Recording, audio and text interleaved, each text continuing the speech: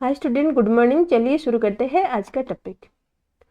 हर दिन आप लोग बहुत सारे चीज़ यूज़ कर रहे हो, ठीक है, मगर कभी ये नहीं सोचते हो कि कैसे हो पाता है। हम गूगल में कुछ टाइप कर रहे हैं, अगर वहाँ पे कुछ स्पेलिंग का अगर एरर आ जाए तो वहाँ पे वो शो कर देता है, कुछ ग्रामेटिकल एरर आ जाए वो भी वो शो कर देता है। और क्या हो पाता है ना, हम गूगल को कुछ बोलते हो तो वो हमारी हिसाब से रिजल्ट को शो कर देता है। ये सब कैसे हो रहा है, ठीक है, कैसे एक मशीन ह्यूमन लैंग्वेज को समझ पा रहा है, ठीक है। तो यहाँ पे तो कोई अगर हमको क्या कोई दूसरे लैंग्वेज में आके बोल दे, जो लैंग्वेज हमको पता नहीं है, तो हम भी घबरा जाते हैं, हमको वो लैंग्वेज को समझ में नहीं आता है। एक मशीन इतने सारे लैंग्वेज को कैसे समझ पा रहा है, ठीक है। तो ये सब के बारे में हम कभी सोचते नहीं है। ये क्यों हो पा रहा है? ये हो पा रहा है ड्यू टू द एनएलपी, यानी नेचुरल लैंग्वेज प्रोसेसिंग। तो यहाँ पे आर्टिफिशियल इंटेलिजेंस को यूज करके ह्यूमन ने एक ऐसा सिस्टम बनाया है जो ह्यूमन लैंग्वेज को समझ पा रहा है, ठीक है। जो कौन सा लैंग्वेज? ह्यूमन लैंग्वेज, यानी नेचुरल लैंग्वेज को वो समझ पा रहा है, ठीक है। तो नेचुरल लैंग्वेज प्रोसेसिंग क्या है ना, तो जिस प्रोसेसिंग के थ्रू कंप्यूटर ह्यूमन लैंग्वेज यानी नेचुरल लैंग्वेज को समझ पा रहा है, उसे कहा जाता है नेचुरल लैंग्वेज प्रोसेसिंग, ठीक है। तो उसका डेफिनेशन क्या है, चलो हम देखते हैं। उसका डेफिनेशन है NLP is a branch of artificial intelligence. ये क्या है? It is a branch of artificial intelligence या subsystem artificial intelligence that deal with the interaction between computer and humans using the natural language. तो यहाँ पे natural language को use करके एक ऐसा मशीन बनाया गया है जो क्या कर पाता है, कंप्यूटर ह्यूमन के बीच में इंटरेक्शन करने में डायरेक्ट कंप्यूटर ह्यूमन क्या कर रहा है ना, डायरेक्ट नेचुरल लैंग्वेज को यूज करके कंप्यूटर से इंटरेक्ट कर रहा है, ठीक है। तो इसका डेफिनेशन आप ये लिख देना कि NLP is branch of the artificial intelligence that deals with the interaction with the computer the human using the natural language, ठीक है। तो इसके एग्जाम्पल में क्या आएगा, जैसे कि मैं बोल रही हूँ स्पेल चेकर। स्पेल चेकर मतलब क्या है? जैसे आप गूगल में कुछ टाइप करते हो, वहाँ पे कुछ स्पेलिंग का एरर आ गया, जैसे कि I don't know where Tom went. तो वहाँ पे अगर आपको कुछ एरर आ जाता है तो वो क्या करता है, यहाँ पे शो कर देता है स्पेलिंग एरर। ऐसे भी आप माइक्रोसॉफ्ट वर्ड में भी कुछ लिख रहे हो, तो माइक्रोसॉफ्ट वर्ड में भी वहाँ पे भी स्पेलिंग एरर आ जाए तो वहाँ पे भी वो ये एरर है ऐसे करके शो कर देता है, ठीक है। और ये है कि ऑटो कंप्लीट। आप कभी गूगल में अगर टाइप कर रहे हो कुछ भी, आप अगर टाइप कर रहे हो what is natural language processing, तो वहाँ पे बहुत सारे ऑप्शन आ जाता है, ऑटोमेटिक ऑप्शन आ जाता है, तो जिसमें आपको आगे जाके टाइप करना नहीं पड़ता है। आप डायरेक्ट वहाँ पे क्लिक कर दो तो वो आपको क्या कर देगा ना, रिजल्ट शो कर देगा। स्पैम फिल्टर का इसका भी एक एग्जाम्पल है। जैसे कि आप अगर क्या कर रहे हो, आप इसके भी मशीन लर्निंग में भी मैं इसके बारे में बताई हूँ, ठीक है। तो स्पैम फिल्टर में कैसे काम करता है, जैसे कि आपके हर दिन आप क्या ईमेल को ओपन कर रहे हो, वहाँ पे कुछ नॉर्मल मेल आता है, कुछ इंपॉर्टेंट मेल आता है जिसको आप स्टार मार कर देख करके रखते हो, और कुछ मेल ऐसा होता है जो आपके लिए इंपॉर्टेंट नहीं है, वो ऐसे ही आ जाता है, जिसको हम स्पैम मेल कहते हैं। तो उस टाइप का मेल को वो क्या करता है, एक अलग फोल्डर में यानी स्पैम फोल्डर में लेके वो रख देता है। ये कैसे हो पाता है? Due to the natural language processing भी यहाँ पे यूज हो रहा है, ठीक है। यहाँ पे बहुत यूज हो रहा है, नेचुरल लैंग्वेज प्रोसेसिंग भी यूज हो रहा है और मशीन लर्निंग भी यूज हो रहा है, ठीक है। तो देन आ गया वॉइस टेक्स्ट मैसेजिंग। जैसे कि आप व्हाट्सएप के थ्रू हो गया, तो वहाँ पे हम आप कुछ बोल के भी मैसेज करते हो, तो ये सब ये वॉइस टेक्स्ट का मैसेजिंग कैसे हो पाता है क्योंकि आपका सिस्टम अभी क्या कर रहा है ना, नेचुरल लैंग्वेज को समझ पा रहा है, ठीक है। उसके बाद आ गया लैंग्वेज ट्रांसलेशन। जैसे कि हम एक लैंग्वेज को दूसरे लैंग्वेज में ट्रांसलेट कर पाते हैं गूगल ट्रांसलेटर के थ्रू। आप गूगल ट्रांसलेटर में जाके अगर कुछ इंग्लिश में लिख के उसको हिंदी में कन्वर्ट करना चाहते हो, तो ट्रांसलेट करना चाहते हो, तो वहाँ पे वो डायरेक्ट हो जाता है, ठीक है। देन आ गया कि हाँ, और ये और कहाँ पे यूज हो रहा है, हम बोलते हैं कि अलेक्सा प्ले द सॉन्ग, तो ये क्या कर देता है ना, सॉन्ग को प्ले कर देता है। ये कैसे हो पा रहा है? One minute। अब जैसे बोलते हो कि क्या अलेक्सा प्ले द सॉन्ग, और वहाँ पे इस सॉन्ग को ये क्या कर देता है, प्ले कर देता है। तो यहाँ पे जो इंटरेक्शन होता है ये कैसे हो पाता है, ये हो पाता है due to the NLP and other artificial intelligence element like क्या है, machine learning and deep learning के थ्रू। ठीक है, तो ये था उसका एग्जाम्पल।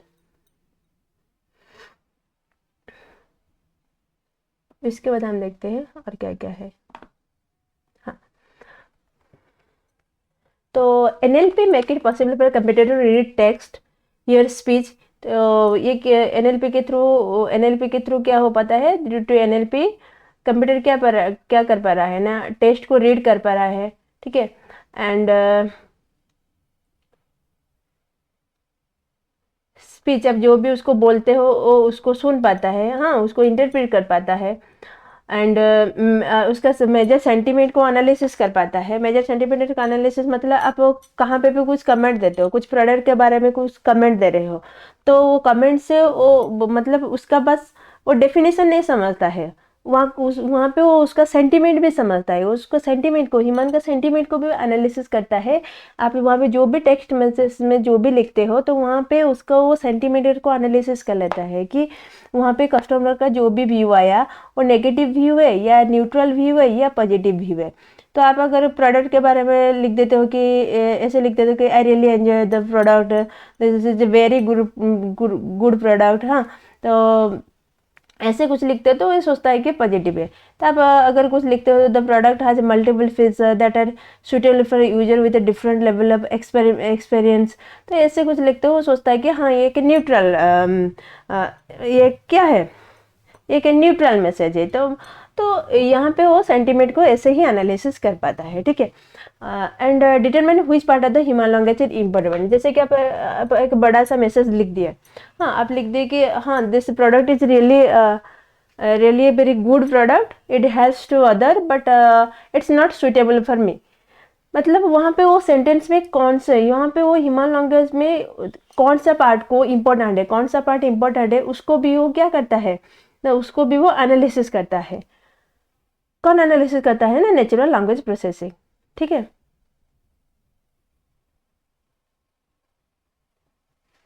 ओके।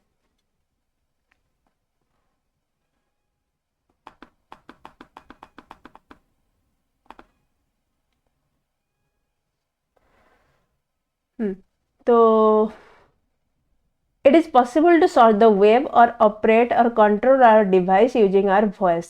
तो due to the natural language processing क्या क्या हो पाता है ना, हम वेब में कुछ सर्च कर पाते हैं by using the our voice, human voice को यूज़ करके हम वेब में कुछ सर्च कर पाते हैं, कुछ वेब को हम ऑपरेट कर पाते हैं और उसको कंट्रोल भी कर पाते हैं। ठीक है, जैसे कि आप अगर क्या बोल रहे हो, अब आप गूगल को अभी बोलोगे Google what is natural language processing, वो आपको शो कर देगा। ठीक है, बहुत सारे डेफिनेशन उसके बारे में सब आ जाएगा। और आप उसे कैसे कंट्रोल करोगे, अगर करोगे कि गूगल ओपन द यूट्यूब, ठीक है, वो अभी क्या कर देगा, आपको यूट्यूब ओपन करके दिखा देगा। तो all this has been possible due to the NLP. तो एनएलपी सिस्टम क्या कर रहा है, NLP system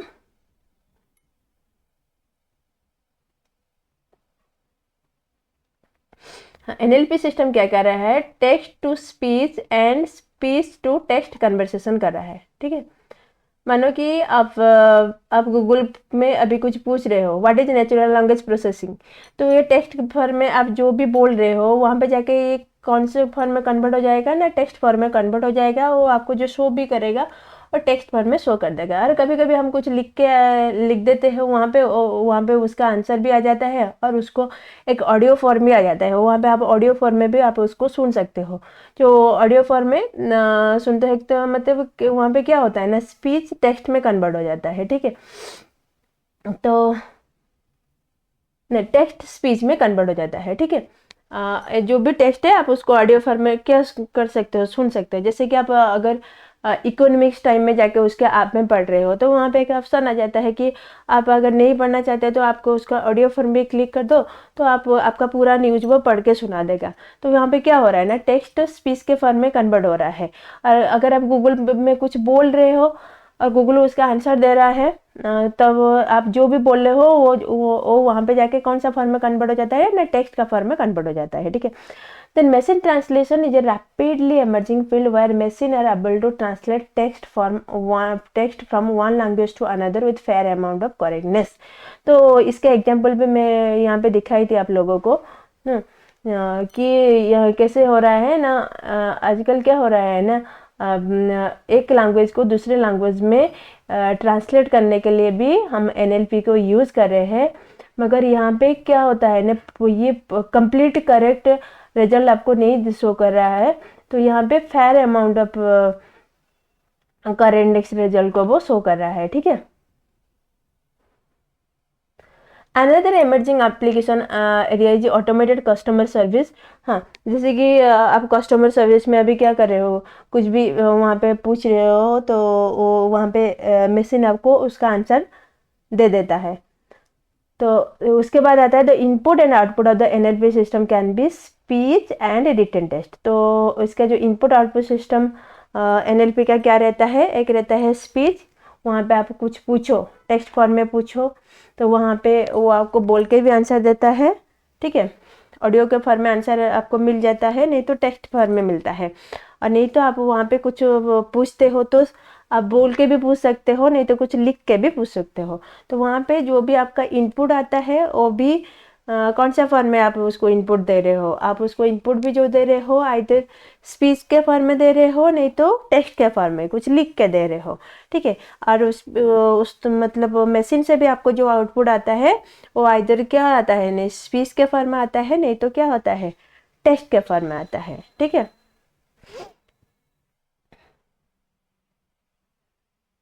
This is the all detail about NLP as per your 11th class syllabus, ठीक है।